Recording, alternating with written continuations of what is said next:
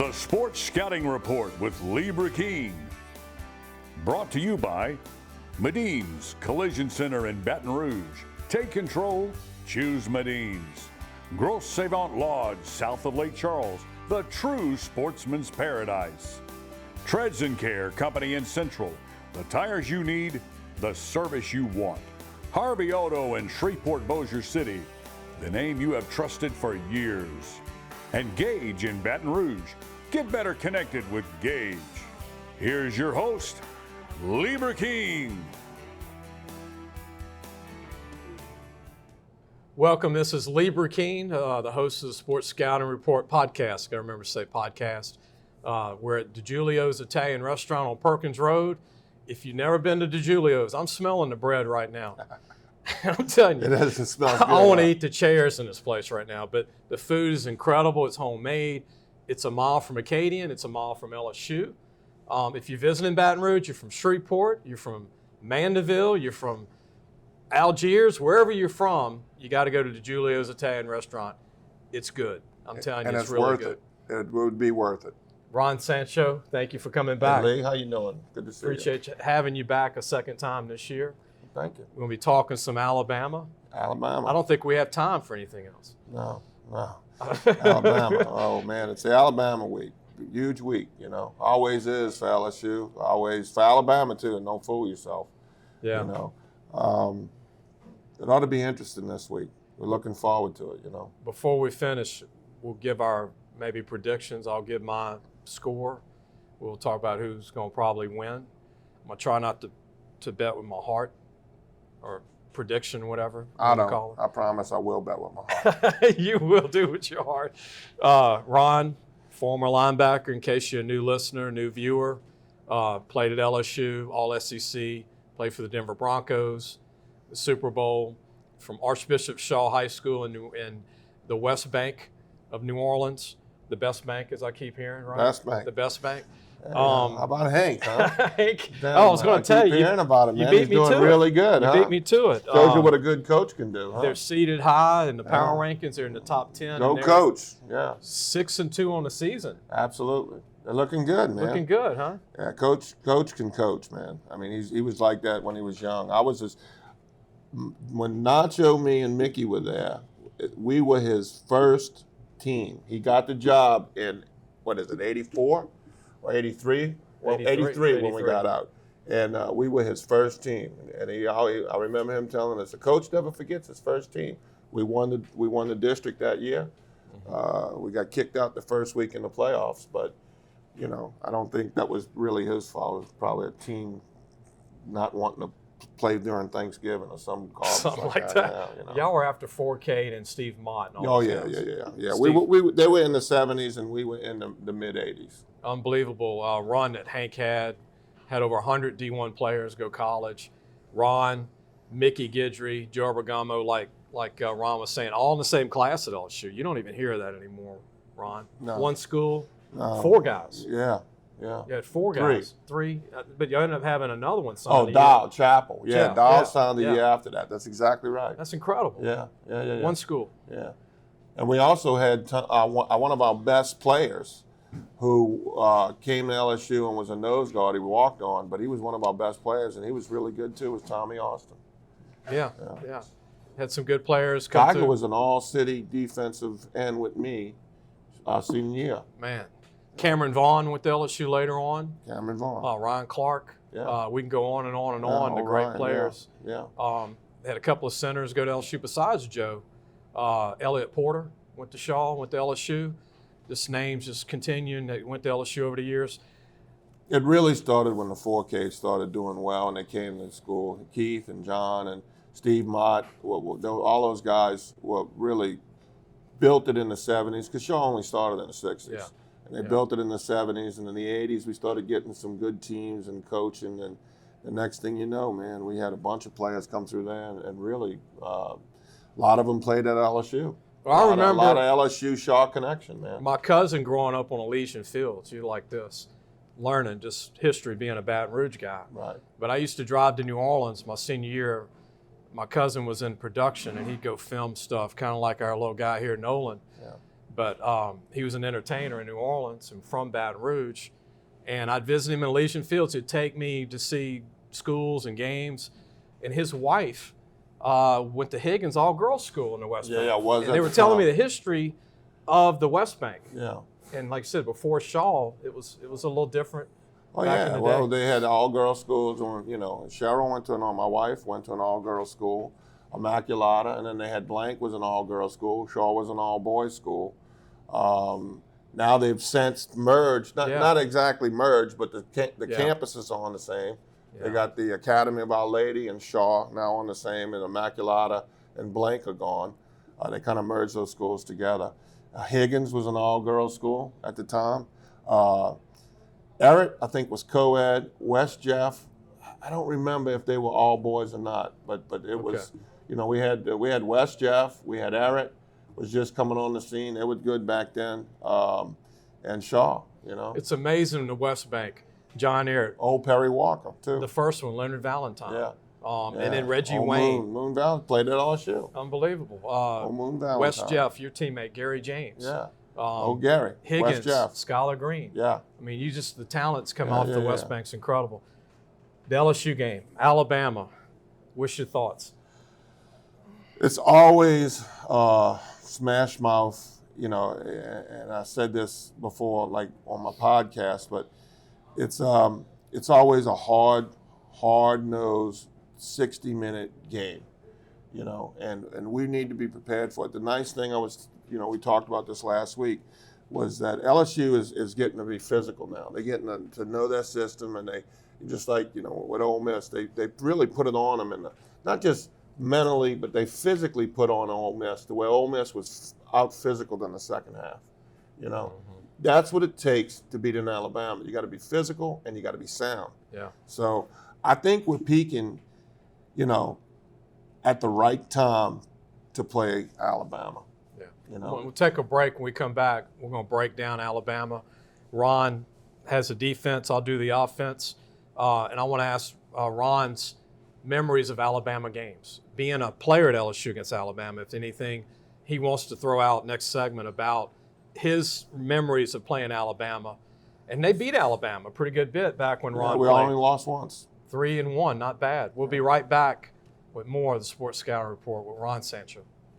Listen, whatever you're driving right now, Tommy Harvey wants it. Bring it in to Harvey Subaru, Lexus of Shreveport, Bossier City, or John Harvey Toyota.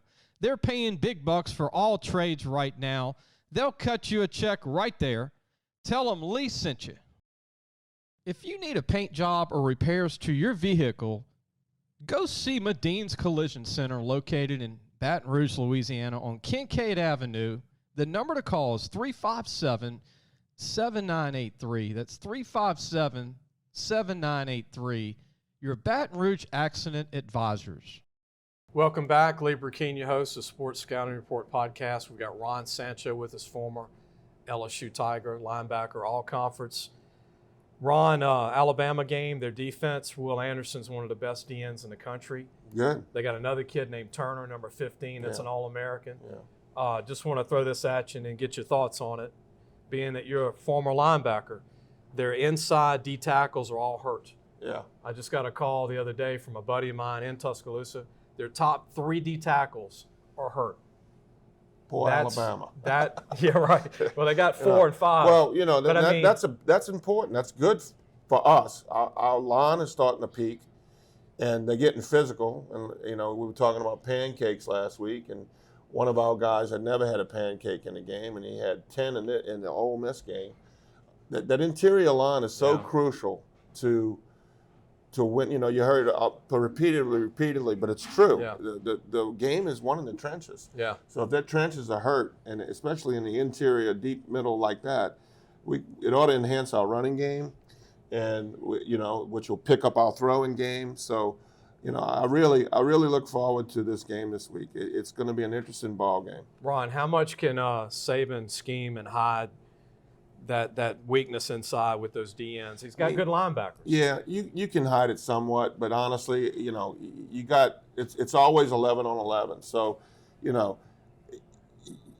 you can run schemes, you can run traps, but it's just gimmicks. It's not going to last the whole game.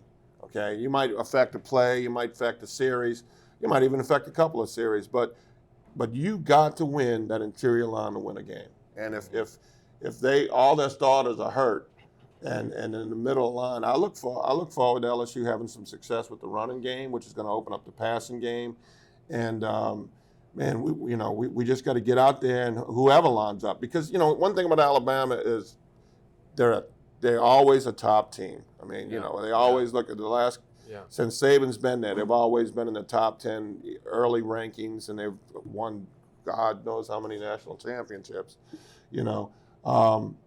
We need to be able to take advantage and go out there and know that our players believe they can win this game, and let's get physical with Alabama. Yeah. If they really are in that situation, we need to get physical, and we need to run the ball right in the middle of the line. I think LSU's going to win the game barely because of the O-line. Anthony Bradford with the 10 pancakes from Michigan, Muskegon, Michigan, out of all places. Yeah. 6'5", 350, coming along finally. Yeah, that's like a sack for a linebacker. I mean, a pancake for a lineman, it shows you that you're dominating who you're playing against. Yeah. Let's just hope he has a bunch of pancakes this week. You got the freshman tackles, Emory Jones and Campbell, that are doing great. Doing great. The whole line's been done. I mean, look, the line, they talked a lot about the offense and things, but the line, our offensive line, it coming along is the reason why our offense is looking so good the last couple of weeks. Miles Frazier's coming on, the junior college offensive guard, 6'5", 330. He's coming on. Yeah. Turner, the center, is coming on. Yeah. Who's from Ohio. We got two guys. Big old boys from up north. Dillinger from Michigan's coming back. Yeah. He was one of our best. Now you might have. We're peaking at the right time, Lee. Tight end Mason Taylor. Yeah. What do you think of Mason? Oh yeah, beautiful. I mean, that was beautiful. Beautiful touchdown. They called. It's hard to catch, Yeah, Goodwin looked good coming back. He looked good. Yes, he did. And then the quarterback Daniels looks like he's calmed down a little bit. Yeah. Seeing a little better, maybe. Yeah, I think so. Catching the ball for him a little bit. Yeah. I think I'm going to give my score. I've been thinking about it a couple of days. LSU 35, Alabama 31. I'm close. I got us winning by 3. So I think I don't exactly know what the score is. I think it'll be a higher score, but I think our punter and our kicker will be the difference in the game, because all things being equal, and I think we'll win by 3. I got some good news, and you'll like this. You know Donnie Jones. Yes. He's been working with LSU's punter the last 2 weeks. Well, good. How?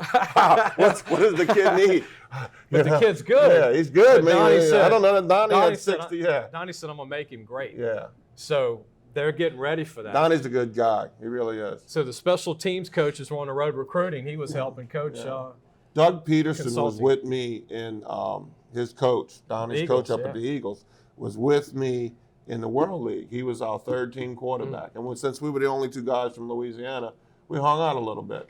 Doug's a good guy, but that's how I know Donnie. I met Donnie through a friend of mine, and went to my friend's daughter's wedding, and Donnie was there, and we just hit it off. Donnie's a great guy. So just so they know, he's not coaching him, he's working with him. That's right. After practice and stuff.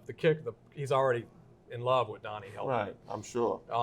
And then our kicking game, guy kicked a 47-yarder against Ole Miss. Yeah, he did great. Ramos. Yes. Walk on. Yes. From Maryland. Yeah. Baltimore. Unbelievable. That's what I'm thinking. I'm thinking that's the difference in our game. What kind of score you think? Well, because it's LSU, Alabama, I'm going to go with 31-28. We're pretty close on it. Yeah. Yeah, Bama's going to get I think it'll be a more than average, because usually it's my senior year was 19-18, okay? So the defenses were good and the offenses were, but I think these offenses and our defense is still kind of, the secondary sometimes gives up too much, and they got the holes in it. Our front seven's great. I don't think Alabama's going to be very successful running the ball on us, but I think they may have a couple of hits with passing. But I also don't think Alabama's defense is going to stop our offense. I think our offense is going to find a way. The O-line's going to do better than what people think. And the D-line, the interior, like we talked about, they're hurt. They got great ends, but hey, right at them. Yeah, but you got to stuff the middle. I mean, the Ohio State game my senior year, our nose guard's brother had died. So Darrell Phillips' brother had man, died. Franklin. And this is a story about the middle of the line. We literally had to, the first half, I mean, you know, and I'm talking about the day before the game. So he gets there late, and, you know, coach is like, you know, Jenkins is like, well, no, he's like, what do I do? Bench the guy because his brother died? You know, and we get it. And so he says that you two are going to have to come. And me and Hill were probably the best tandem team of linebackers in the country. It's so hard because then you're covering the whole field. And it's hard, man. Yeah, and if you got a soft middle like that, you can't. I don't care how great you are, you're not going to cover it. There's going to be holes. We're going to take a break. Be back with more Ron Sancho, the Sports Scouting Report. We'll be right back. What does that bug man do? Not only do we do pest control, we do odor control, bat removal, moisture control, rodents, and of course, bed bug control. Give the bug man a call. We get them before they get you. Gros Savon Lodge, the true sportsman's paradise. Gros Savon Lodge has fresh and saltwater fishing, alligator hunting, waterfowl hunting, and eco tours located south of Lake Charles, Louisiana. Give them a call at 337-598-2357. That number to call again is 337-598-2357, and have the time of your life. Welcome back. I'm Lee Burkeen, host of Sports Scouting Report podcast. We're at DiGiulio's Italian Restaurant on Perkins Road. That bread is starting to smell really good.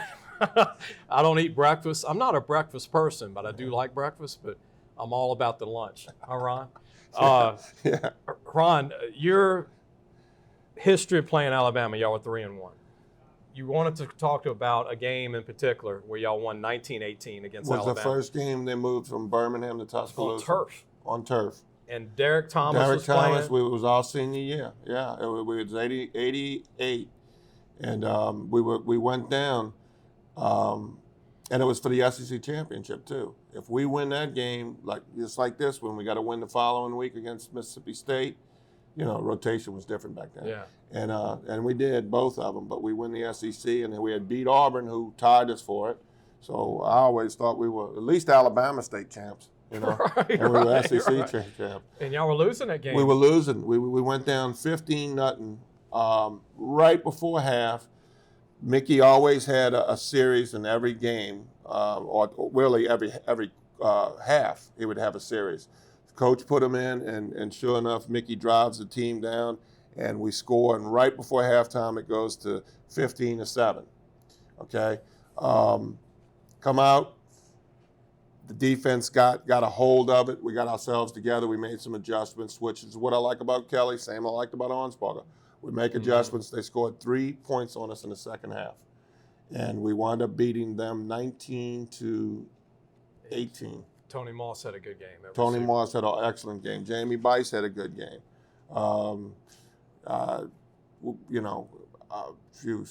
Mickey Guidry had a good game. You know, I mean, we had some good. Oh, Eddie Fuller had a good game. Jamie was number 40, his jersey. Moss was number Judge 6. Bice. Judge Bice. Sorry, Yana. Judge Bice. Yeah. And Moss was number 6. Moss was number 6. Let's talk about rankings. If they can beat Alabama, we're going to jump up. I mean, look, let me throw If they beat Alabama, we're going to be in the top. We'll be in the top 7. How weak is this after the top 6? All right, top 6, I get it. Georgia, Ohio State, Tennessee, Michigan, Clemson, Alabama. Those are legit. Now, after that, none of these teams are better than LSU. No. 7, TCU. No. 8, Oregon, lost by 40 week 1. Yeah. USC, 10, UCLA. Nope. Ole Miss, 11. Oh, come on. I mean, 12, Utah, who lost to Florida. They're going off of records there rather than power. So I get why you put Ole Miss ahead of us, but come on. We're going to jump them. We beat Bama. Ole Miss was physically beat in that game. Kansas State's 13th. They lost to Tulane. Yeah. 14th, Illinois. Yeah. And been ranked in 20 years. Yeah. And LSU 15. Yeah. I mean, that is an easy way. Well, yeah. But I think what they're trying to look at is LSU a legitimate contender? Look, this week will be a big week for LSU. Yeah. Whether or not I don't want to call it, they're a good team, they're a solid team, and they're rising. LSU's on the rise, okay? If we can beat Alabama this week, we'll jump into the top 7, I think. All right, I did a poll that's something you might see in New Orleans, just something crazy. That's fun. Here's my top 10 for teams that have underachieved. A&M number 1 at 3-5. Yeah. Number 2, Texas. Oh, excuse me, 2, Miami, 4-4. Yeah. How are you 4-4 in Miami? 3, Texas. How do you lose 3 games at Texas with all that talent? I don't know. 4. And you almost beat Alabama doing it. Unbelievable. Yeah. And One of those 3 is Alabama, where you have the game and you let it get by you. Number 4, Oklahoma, 5-3. They don't play anybody. No. 5, Nebraska, 3-5. Well, they are in a couple of years. Your boy Mickey Joseph, the head interim coach at Nebraska, Yeah. 3-5, tough spot. Yeah. Wisconsin, 4-4. They haven't been 4-4 in 20 years. No. Since Barry Alvarez No, was it's hired. been a while, yeah. So this is my top 6 teams that suck. Best of the worst. The best of the worst. What do you think of that? Yeah, I think it's about accurate. About accurate. I wish Mickey Joseph tons of success, though. Mickey's a good guy. He's a teammate. He was just honestly, my senior year, he was doing our scout team.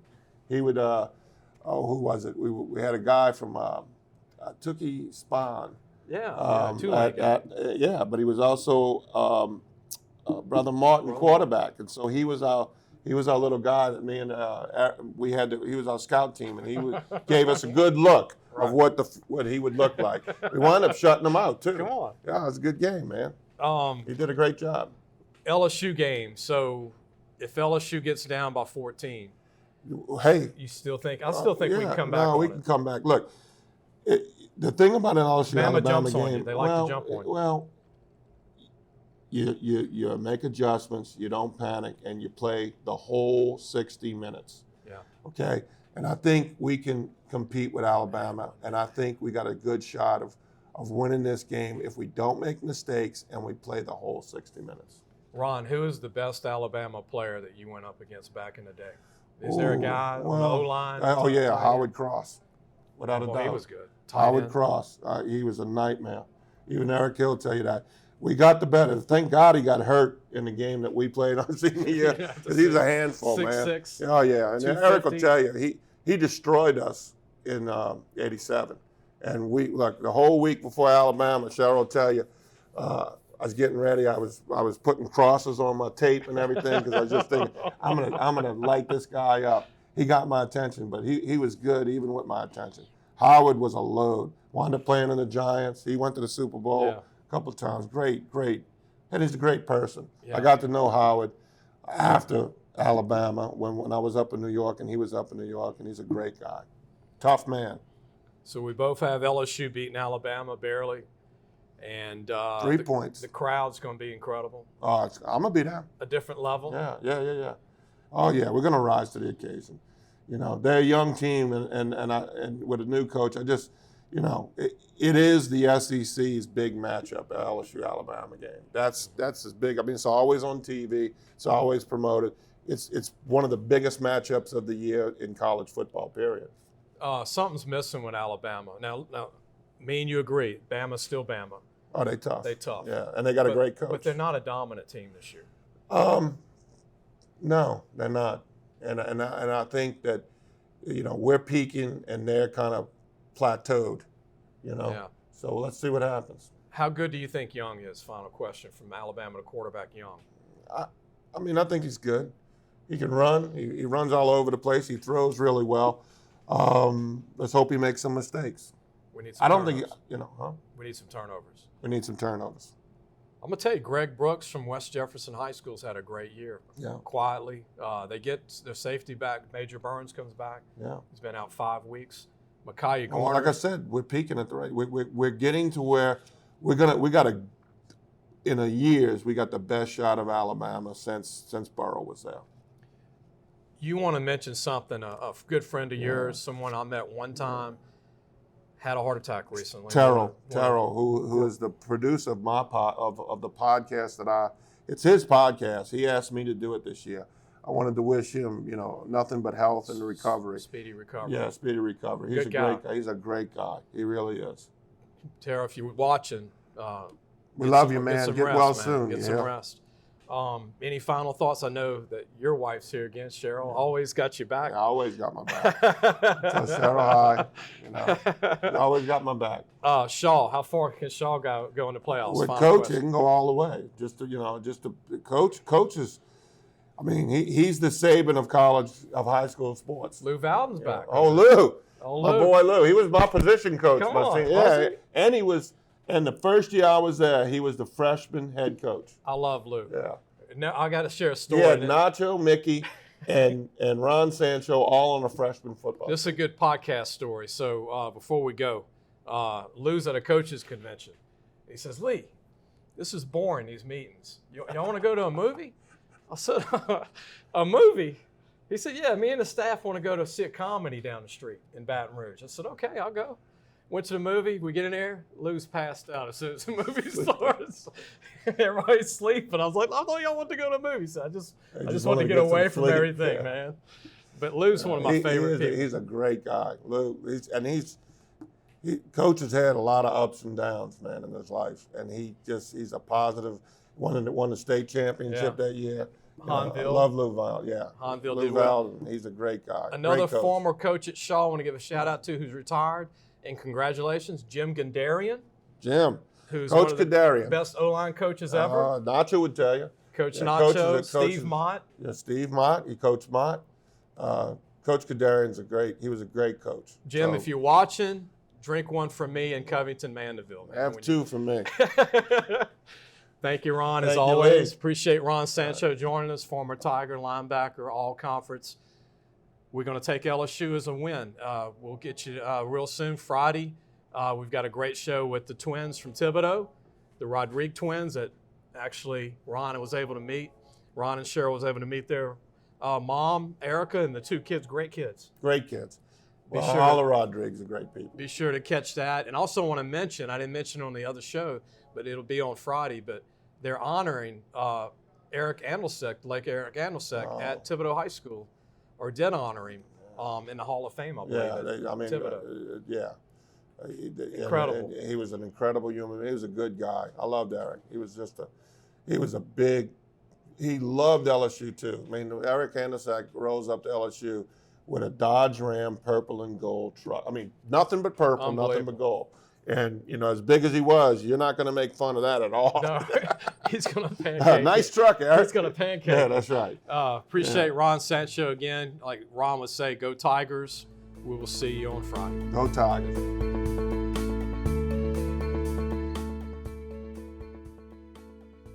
Thanks for listening to the Sports Scouting Report podcast with Lee Burkeen.